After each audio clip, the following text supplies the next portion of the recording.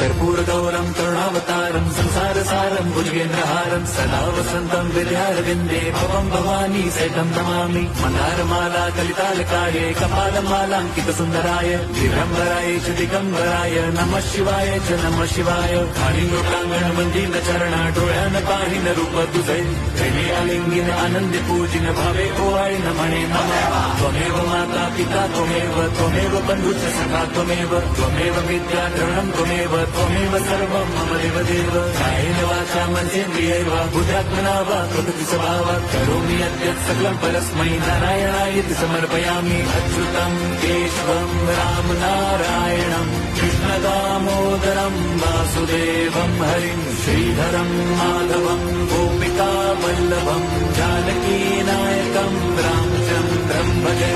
Hare Ram Ram Ram Hare Hare Hare Krishna Hare